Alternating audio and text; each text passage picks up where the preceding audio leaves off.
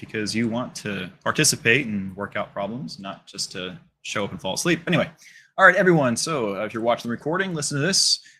Make sure that if you come to live sessions, you come early before, this is the 8:30 session, before then, because usually we're going to have bell work.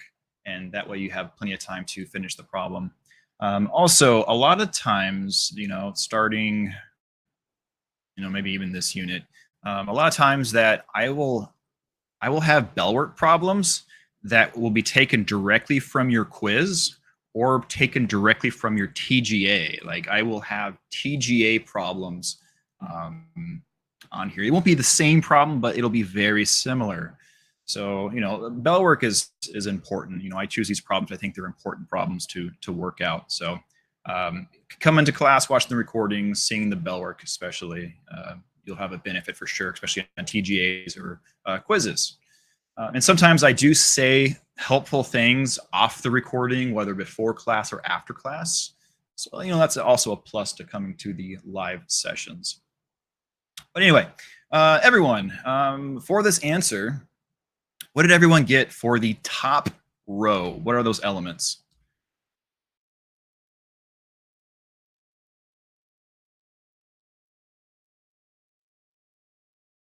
So we got 1, -5, and -7.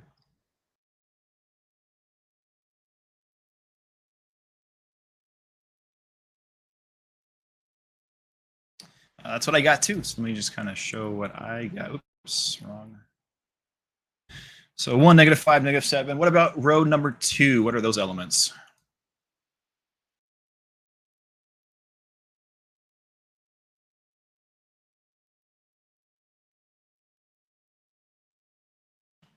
Zero, -15, -5. Looks like I got a bunch of people that says that. I agree with that. That's what I got too.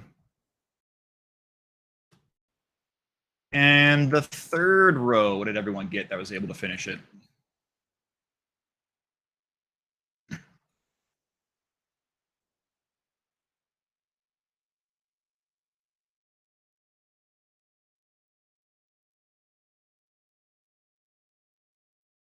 Six, -3, -33. I think that's what I got to. That's what I got to. All right, and then I'm just going to show my work of what I did to get those numbers. Just curious for those. So for if you didn't finish the entire problem, the ones that you did finish, the elements you did finish, did you get those right? And give me like the middle face if you maybe missed an element or two. But for the ones that you were able to finish the time given, how did you do? Pretty good. And I imagine if you did miss an element or two, it's because of small mistakes, right? Small mistakes. The more you do these, the easier it is. It's just there's so many places to make a tiny mistakes of multiplying stuff together or even adding, right? All right, so this was yesterday's lesson, multiplying matrices. Oh, by the way, before we start, today at noon, I will be having a live Class Connect session. I will record it. I will be going over, somebody asked me to go over reduced row echelon form. So I'll be going over 2 examples. The first example we already did in class, but I'll just quickly go over that again. And then I am doing another 3-row, 4-column matrix RREF for those that show up. It will be recorded, so you can always watch it at your leisure. But that'll be from noon to 1 at the latest. Don't forget we have 7 mindsets at 1:30, so I can't really go into that time. Okay, 2.03, this is day 3. So that means, after you've gone through the learn and practice modules and worked out all those examples like you're supposed to for practice, then you'll do the quiz 2.03. So, all of you, before you go to sleep tonight, should have this quiz done. And don't forget, you always get 3 attempts. Also, a reminder, I'll send an email tomorrow, but don't forget that Unit 1 locks this Sunday. So double check to make sure you have all quizzes in. I noticed on my grade book that some of you have everything turned in, but are missing, except one. You're missing 1 quiz, and you may not know this. So just log in, double check you have everything turned in. I don't want the entire class to ask me, do I have everything turned in? Because that's just, it's all of you are more capable of logging in and checking your own grade book and your own assignments to see if you have them turned in.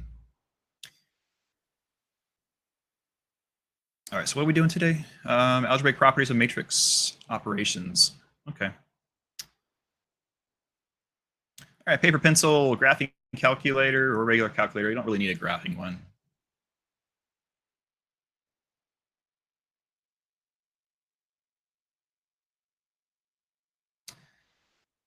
All right, so I feel like today's lesson, some of the problems are going to feel kind of weird, or they're going to look kind of weird, but hopefully we get through it together. Last year when I taught this lesson, there was a lot of confusion. So hopefully this year I do a better job trying to explain it.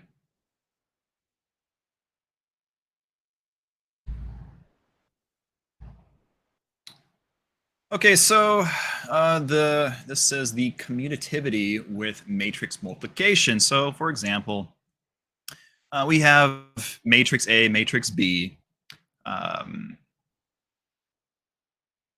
So A times B, and then B times A. So you think about the commutative property of multiplication, right? Like that's the order at which you multiply does not matter. So like saying 5 times 2 is the same thing as 2 times 5, right? But that may not be true with matrices. A times B may not be B times A. What is the dimensions of these two matrices? Left to right. What are these two dimensions? 2 by 3 and 3 by 2. So let me go ahead and write that down.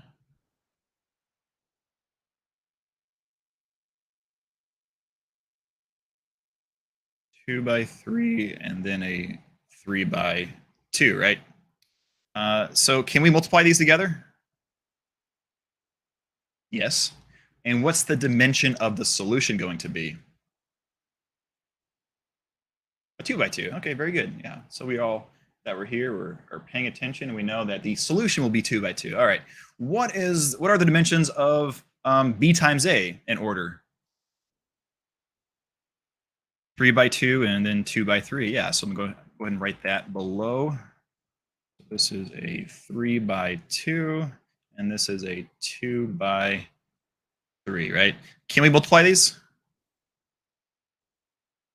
Yes. And then the solution, what is that going to be? So the solution is going to be a 3 by 3. I'm going to put that above there, running out of room. So right away, based on our knowledge of what the solution is going to be, is A times B going to be B times A? Are they going to be the same answer? Of course not, right? They're different dimensions. So the commutative property of multiplication or matrix multiplication does not exist. The order in which you multiply does matter when multiplying matrices.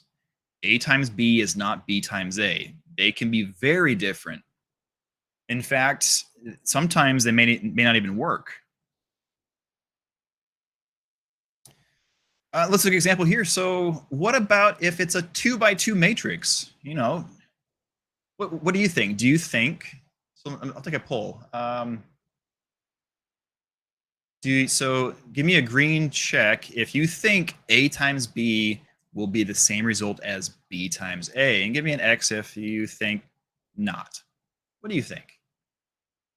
Maybe you're thinking, why would I even ask this question if it wasn't true or false, right? I don't know.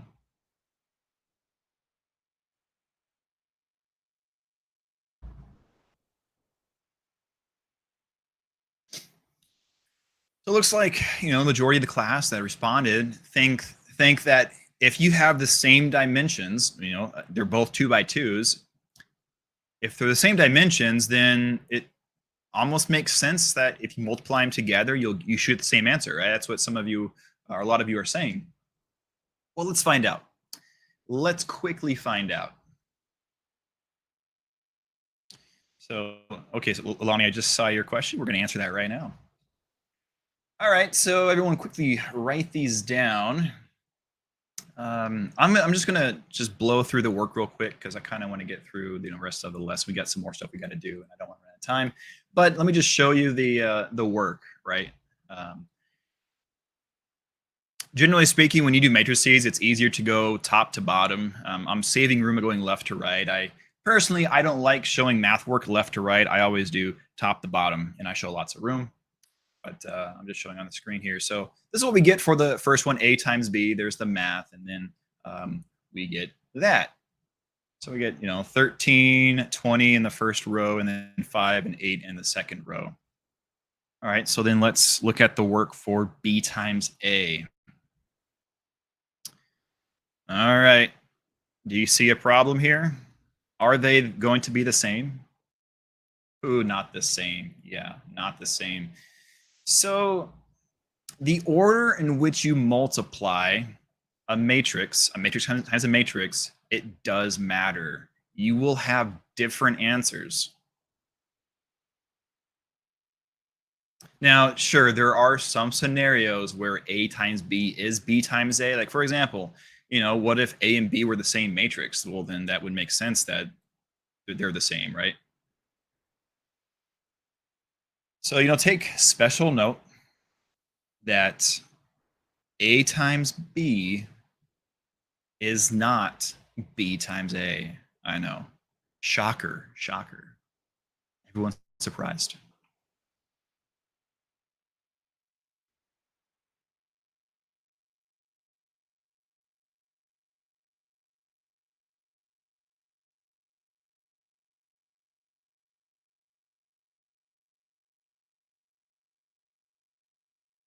And then, this box, I'm just showing the extra work, right? A lot of you are going to skip what's underneath these two boxes.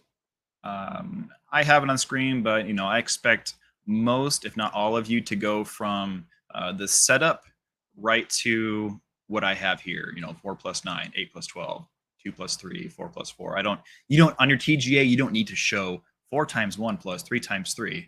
And then the next column in the first row, you don't have to show that.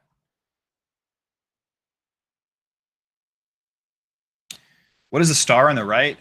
I should have put a note to myself why I did that. I think so. Usually, when I use a star, I think I started using the star when on bell work that were TGA problems. So you'll see the star again. I think they mean just like TGA problems, but for this slide, it just means it's important. This is an important slide, just showing how they are not the same. Very important. You don't mix up the order. Good question. Okay, so that leads us into property of matrices. So again, the star, this is all important stuff. You can snip this. You probably won't have time to write them all down. So take a screenshot or come back to the recording.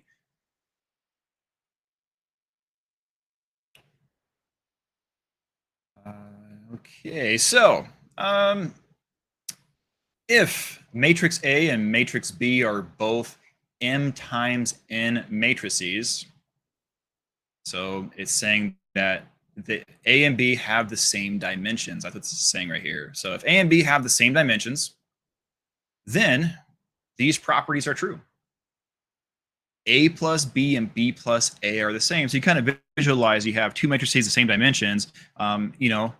Adding left to right or adding right to left, it doesn't matter, right? Because you're adding the elements in place. Also, grouping. What is this called? The associative property, right? You learned this in Algebra 1, Algebra 2, associative property of addition. Well, you have an associative property of matrices, apparently. So the grouping doesn't matter. So I can add A and B together first and then add C, or I could, add B and C together first and then add A. When you kind of think about how to add matrices, this makes sense. All right, matrix O. Well, so matrix O is I thought there's a special name for it, but apparently there's not. So, yeah, it is. It's called a zero matrix. So O is a zero matrix that contains, well, all zeros. So it kind of makes sense. So whenever you see this, it's a matrix that contains all zeros. So if you think about it, if you have two matrices with the same dimensions and you add them together, right? You can visualize a matrix A added to a matrix full of zeros, right? 0 plus anything is itself. So that's why A plus the zero matrix is just A. Just like 5 plus 0 is still going to be 5, right? All right, everyone understand these three properties here?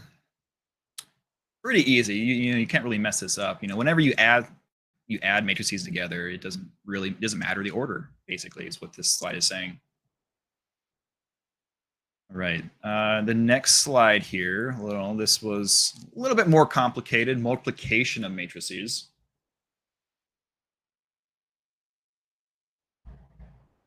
Got lots of them, got 7 of them. Okay, so again, you have matrix A. So if AB and BC,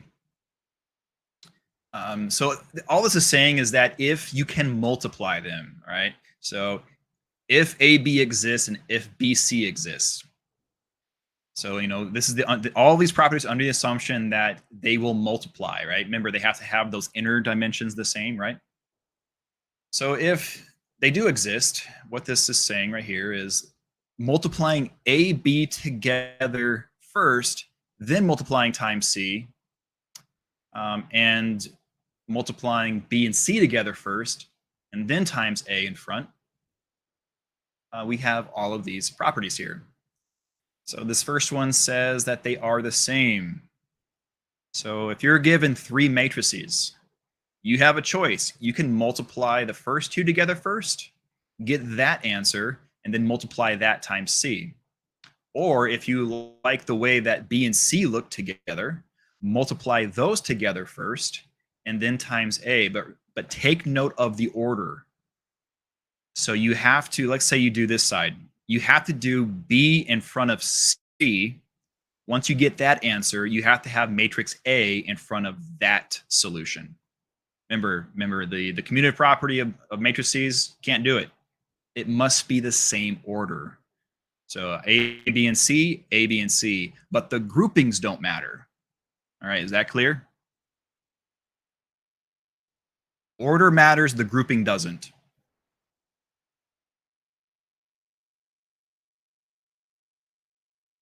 Okay, the next ones I think are pretty easy to understand. So H and K, so again, so let me just clarify. Capital letters, when talking about matrices, that represents the matrix. So this is a matrix A. When you have lowercase letters like H and K, these are just numbers. So just take note of that. Write your notes that, just like lowercase n, lowercase p, or just those. Represents just numbers. Like this could be like a 5 by 5, for example, matrix. So lowercase letters represents numbers, uppercase, the actual matrix. So this saying that we have a number times the quantity, a number times a matrix, we can actually multiply the 2 numbers together first and then times it by the matrix, right? Or I could just distribute, right, this number to this matrix and then get that answer, then do this number times the solution of that matrix. It doesn't matter, right? Number 3, this one, when you have a scalar times a matrix times a matrix, you can separate this. We could write it as, we could do K times A first and then multiply that times matrix B, or I could do, again, remember, take note of the order, A before B, A before B, and A before B. So I could move this scalar in front of the B instead and do that, and then do A times whatever answer we get here. Zero matrix. So anything times 0 is 0, right? And same thing applies to a 0 matrix. So a matrix times a matrix full of zeros will give you a matrix full of zeros. That kind of makes sense. Number 5, this is like the distributive property. So when we have, again, take note of the order. When we have A plus B quantity and then times a matrix on the outside to the right, it matters, to the right, not to the left, to the right, we can either add them together first and then multiply that times C, or you can distribute this C to this A into this B. But again, take note of the order. C is always going to be after that matrix you distribute to. So you're going to have A times C plus B times C.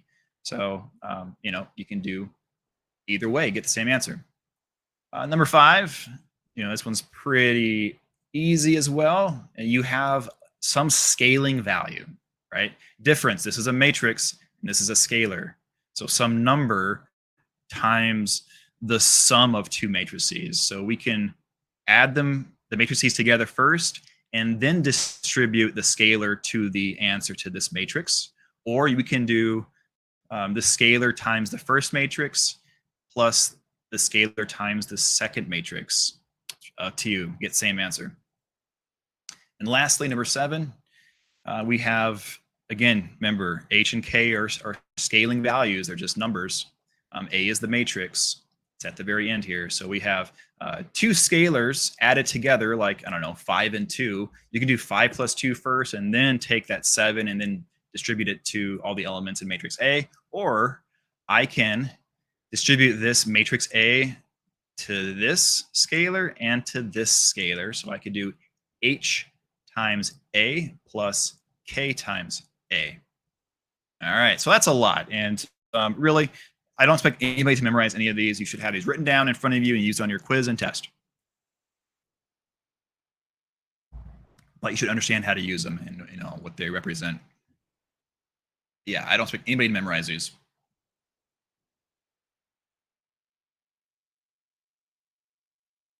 All right, everyone happy about this slide? All right. Good. Okay, now we get to the fun stuff. Okay, the fun stuff. So we're going to use these properties. All right, so I'm given on the screen, I give you matrix A, B, and C. And then I give you an equation. So we have this matrix plus the quantity of the sum of these two matrices equals some matrix D that we're going to solve for plus another matrix. So I want everyone to, take a moment to write down A, B, and C, and then write this equation out because we're going to solve for D using the properties. And this is where the confusion will set in for some of you for whatever reason. This is hard to explain.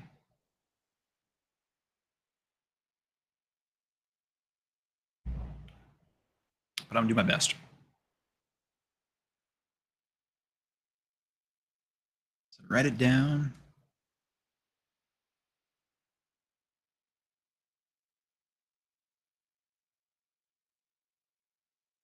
So, after you write it down, think about, look at it and think about how we could approach this. Just think about it. Don't write anything in chat yet. Looking at this, if I wasn't here and you're given this problem, you think you can be creative enough or, basically creative because you haven't really been taught this yet. Do you think you could maybe figure out how to solve for matrix D? Just using the knowledge of those properties from the previous couple pages. Any ideas? So I'll take ideas whether on mic or in chat. What do you think?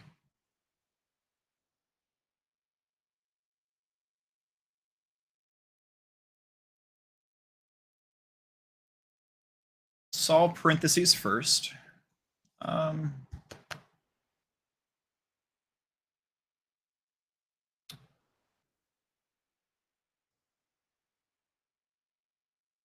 Ooh, actually, yeah, you could do that.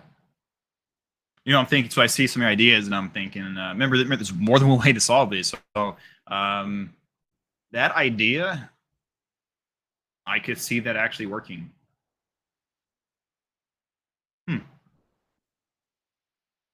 Yeah, so whoever's idea that was, go ahead and see if you can just quickly run through this problem on your paper and get the right answer. I'm kind of curious now. Not how I intended for this problem to be solved, but I can see where your mind is going.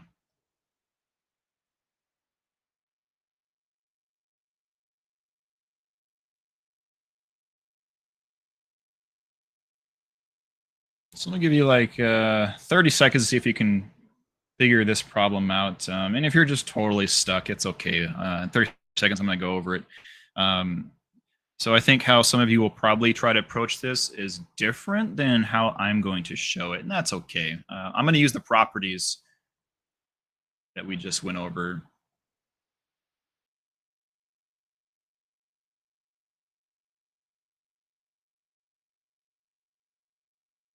All right, yeah. So Naomi, go ahead and see if you can get that answer real quick, and then I'll ask you what your first row of elements are. So when you do have an answer, for those of you solved it, what's the first row of elements? And I'll tell you if you're right.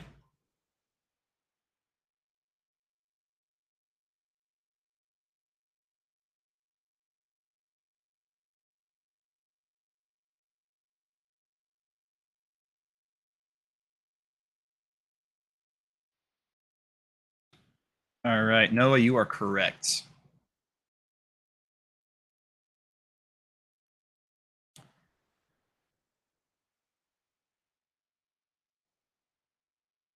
So yeah, if you got what Noah got for the first row, you are correct. But let's go over it. Now, to use so remember, we want to use the properties, right, to solve this. So what you want to do, write this out. I want everyone on their paper to label all the matrices that we can, right? If it's matrix A, put A below it. If it's matrix B, put B below it. If it's C, put C below it. So let's do that. So everyone put matrix A first label, yeah?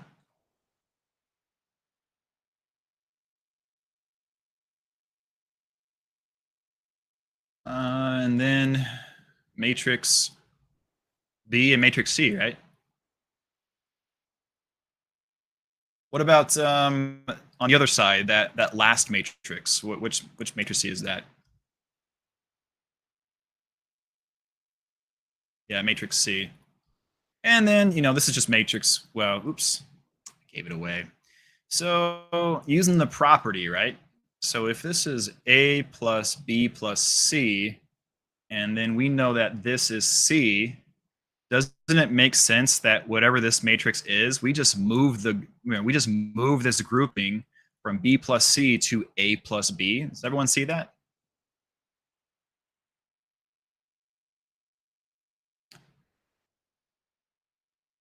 So labeling stuff really helps to kind of see the big picture instead of looking at all these numbers and being overwhelmed. Um, so if you're given a problem like this, like how Noah, how you did it, is probably totally fine. This is a different approach. So, you won't have to do this on your TGA. You have to do it on your tests. So, however way you want to do it is fine. But using the properties, we can see that D is just A plus B, right? So to solve for D, all you got to do is add A plus B together. That's pretty clear, right? I did show more work just to show the grouping, right? So we're just adding A and B together to get D, right? Right. So, once you add those A and B together, you have your answer, um, which we get that, correct? So, yeah, so the answer, matrix D is 3, 1, and 3, -3. All right, so seeing this and hearing the explanation, you feel a little better about it? This shouldn't be too difficult. My suggestion when given these is write it out and then label stuff and see if you can kind of use properties or, do a different approach that you might see. Every problem is going to be different. So hopefully maybe you have the properties memorized already. That'd be impressive. Or you have them written down or something. So using the properties, think about this. Don't write anything yet. If A times the quantity B times C is that matrix, what does the quantity A times B and then times C going to be? Just think about it. And then, once you figure out your answer, which property is that? All right. Any ideas? Take the mic or write it in chat. Doesn't matter.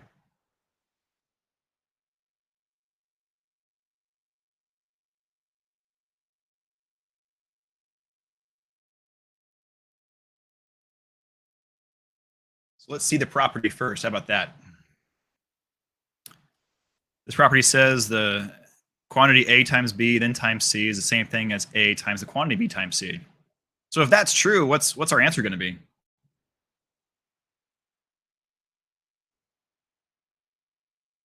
So what's the answer going to be?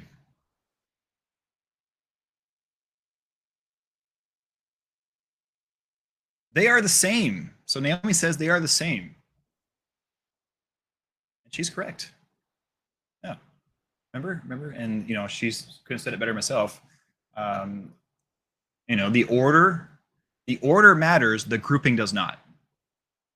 So us doing B times C first and then A times that answer, you get this, will be the same thing as doing A times B and then times C.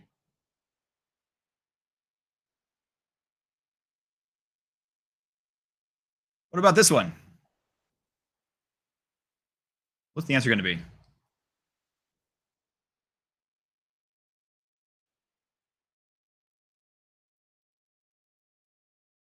I'm not trying to trick anybody. Did we get the same answer, different answer, what?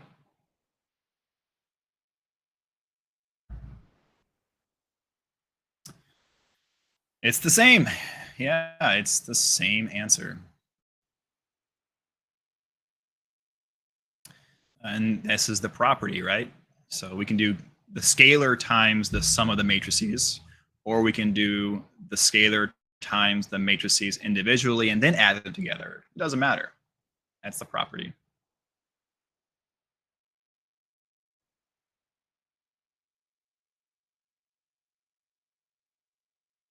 Okay, I got 3. So these are our last 3 problems.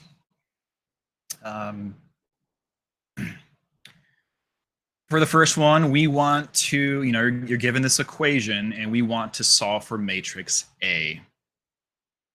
For this example, I'm giving you 3 matrices and I want you to multiply all of them together. And then for this equation, we have -4 times matrix B equals this matrix. I want you to solve for matrix B.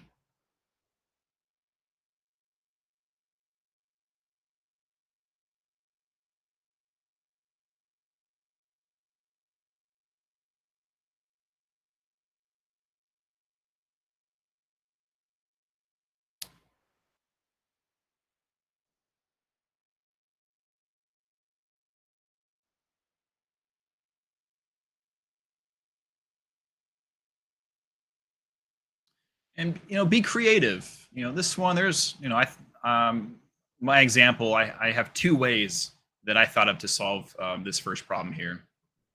And I will show both ways. But there could be more than one way to solve this problem.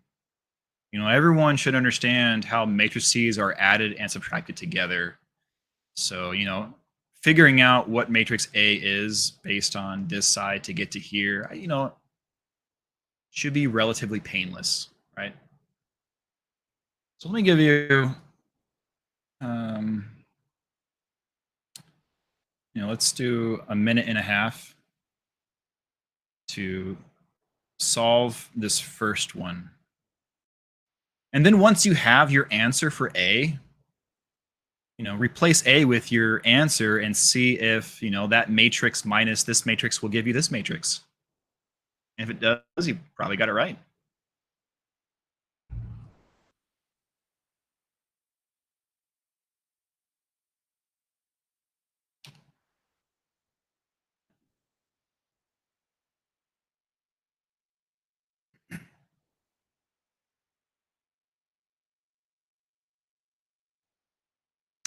Properties, the properties of equality. Remind me what that property is. I don't know.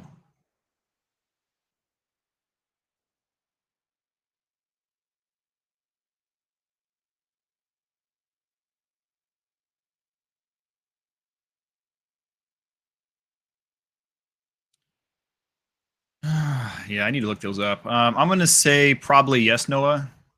I remember looking at that property not too long ago because I think some of you brought it up and I was curious. I think so. I'm going to say yes.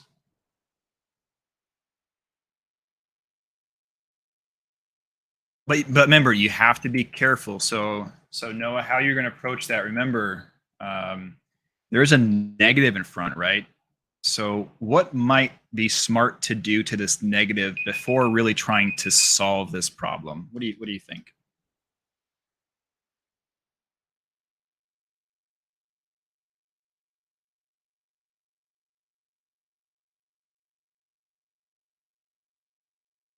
Yeah, so distribute to negative might be a good idea. You don't have to, but I do. I think it's easier to look at, and we did that earlier this week when you change it to an addition by distributing that negative, right? So it might be a good idea to do that. Anybody have an answer for matrix A? Anybody know? If you do, go ahead and put it in chat what you got for your first or the only row, right? 9282. Yeah, that sounds right actually. Sounds right. Take a look. All right, so I think distributing that negative is a good idea. That's what I did. You probably don't have to do this, right? You can probably do it without doing that. I think it's easier to kind of think about though. Also, did anybody actually solve for your elements just by looking at this problem and just figuring out what number minus 11 will give me negative 2? Maybe do it that way. Does that work? That way works too. No? Okay. All right. So then once you did here, no, what did you do?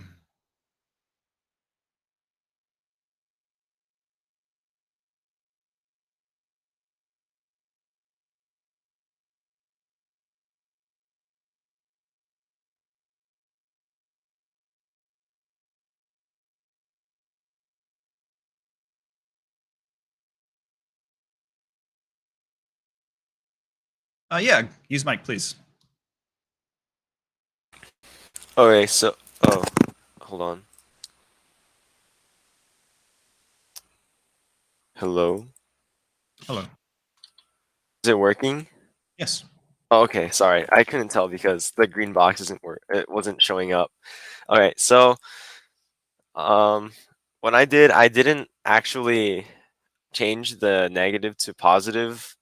I just took this the second matrix, the 11, 8, 0, negative 6, and then just added it to the other side. So kind of like how I would solve a normal equation with regular variables and numbers. And so, yeah, just added it to both sides is what I did. Perfect. And that way actually probably makes more sense than what I'm about to do. So nice job. Yeah. So Noah, what he didn't flip the sign like because I'm trying to use a property just for fun. What he did just because it's like something minus like something else, right? Like it could be a number, right? So to get rid of a negative of that, you just add that same thing to both sides. Um, right. And so I didn't do that just because I wanted to use a zero property. So what I did was I then added, Noah's way is actually way straightforward, but yeah. So I just added the opposite. So because I want to make all of these zeros. So added positive 11, positive 8, 0, and then negative 6. Because when you add these together, right, you just add their respective place. So you get 0, 0, 0, 0, right? And one of the properties, right? Remember, a matrix plus a zero matrix is itself. So that's why I did this way, because I wanted to use the zero property to show my work. But you don't have to. You can do, Noah did this problem in one step. I did it in, well, looks like a bunch, right? 3. Same answer, though. Another way to do it, let me just show this. So, we could replace matrix A with, well, the actual matrix and replace A with, well, Remember, this is row 1, column 1, row 1, column 2, row 1, column 3, row 1, column 4. So these are the elements, right? And we learned, writing this notation last Friday and earlier this week. So by seeing it this way, and then we can just create individual equations. I could say a sub 1, 1 minus 11 is equal to -2, and so forth. So you can see, this approach, I just kind of broke every element up into its own little equation. And then you just solve them, separately, and then you get your 4 elements, and then you put it all back together. So that's just 2 ways that I thought of doing this problem. Noah had a much easier way.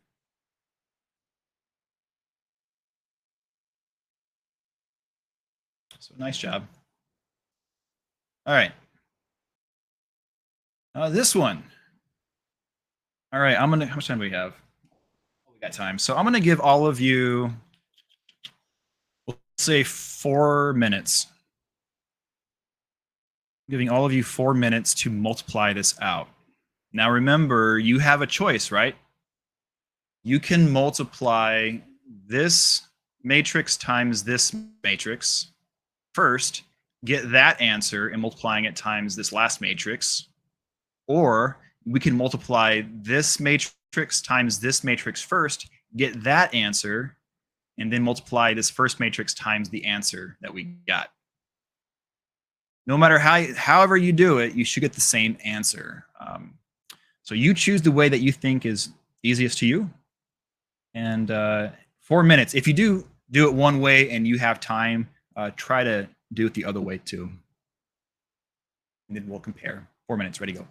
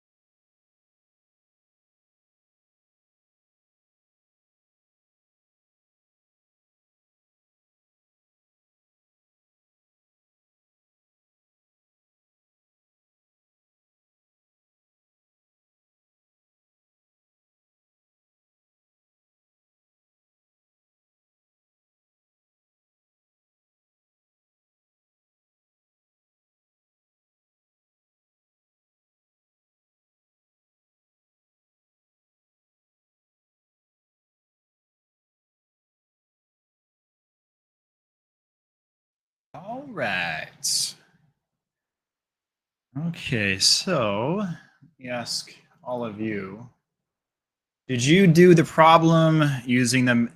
Oh, I labeled it A and B. If you chose do it the A method, choose A. If you did it the B method, select B.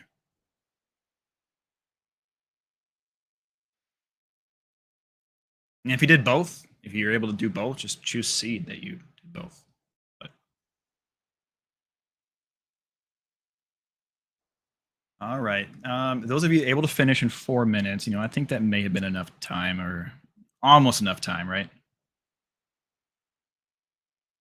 Running out of time, so I can't give you really much more. But everyone, no matter how you did, if I went ahead and showed this, right? So the inner ones match. So that's why it doesn't matter if we do these first two multiplied by each other or these two by each other, right? But when you do this, the outer ones, this shows our solution. So you should have all gotten a 3x2 matrix solution in the very end.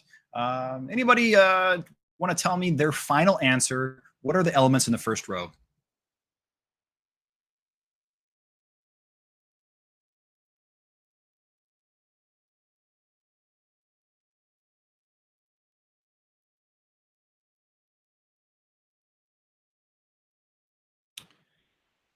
So we got some 24 and negative 48s.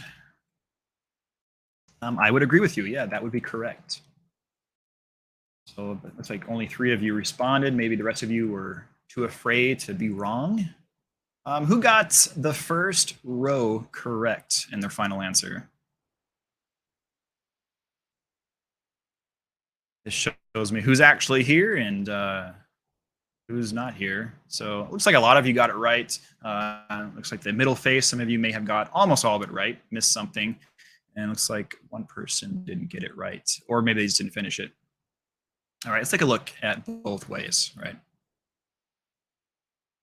All right, so we'll do the way on the left first, A, right? So it's kind of weird having like a 2x1 times a 1x2, right? So let me just do a box, right? Let's do, remember, a box around the first row and then a box around the first column. And I'm overemphasizing the lengths to show row and column, right? So to get this element, remember it's this row times this column. So 4 times -2 is -8. And then we can't shift to the right because, or sorry, yeah, we can't shift to the right because nothing more. We can't shift down, there's nothing more. So then we just, we want row 1, column 2. So it's 4 times 4 is 16. Then we go to row 2, column 1. And we do 4 times -2 is -8. And then we want row 2, column 2. So 4 times 4 is 16. Does that feel weird to anybody doing that and not having to like add stuff together? Yeah, it's strange because you were expecting to kind of add stuff together, but because there's only one row and one column, yeah, just weird. Yeah, I thought the same thing when I worked it out. I was like, this feels weird. But anyway, easy, right? Super easy.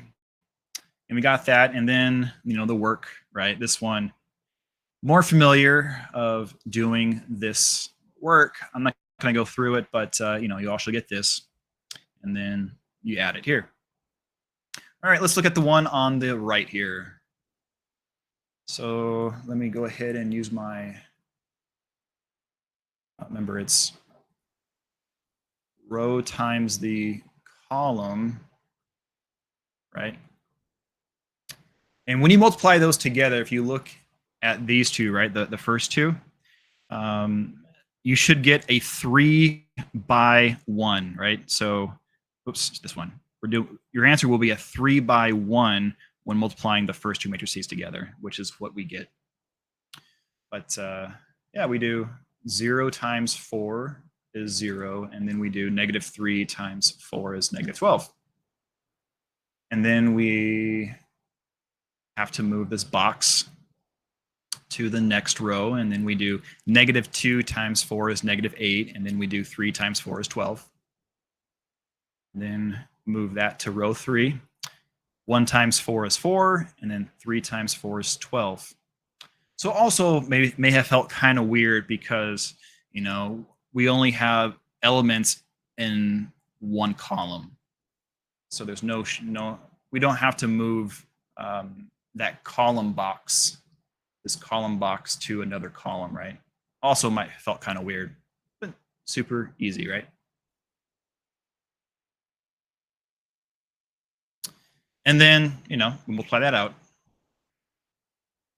So which way was actually easier, you think? Which math was actually easier and faster?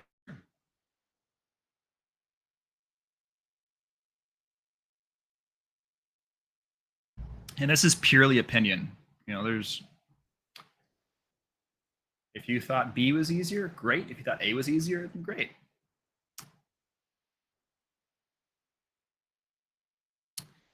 I thought, in my opinion, I thought B was easier. There's a lot less numbers, right? So look at the numbers we had to write over here versus over here. To me, B was easier.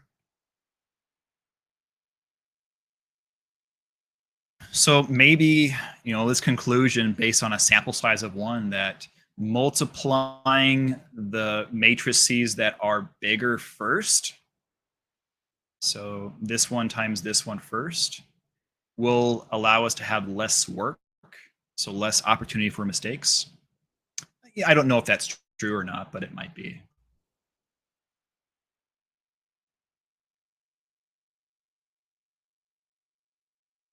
All right, and then the last one, the easiest one. What do we do for this one? What do we do? Anybody in words? Tell us. Super easy problem.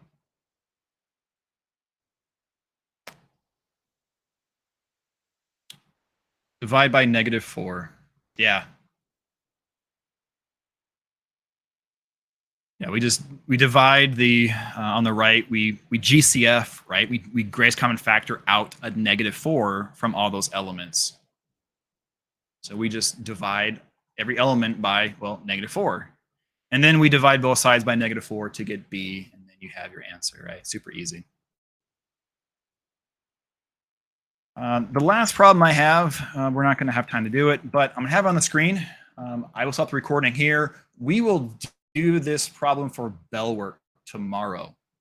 So let's see if you can solve it. I can tell you right now, this problem is much easier than it looks. Do not overcomplicate this problem. Really look at it, try to understand it. Remember, lowercase m, lowercase letters are numbers, not matrices, okay? This is a number. So you're given these two equations, this first equation, and you're also given the second equation.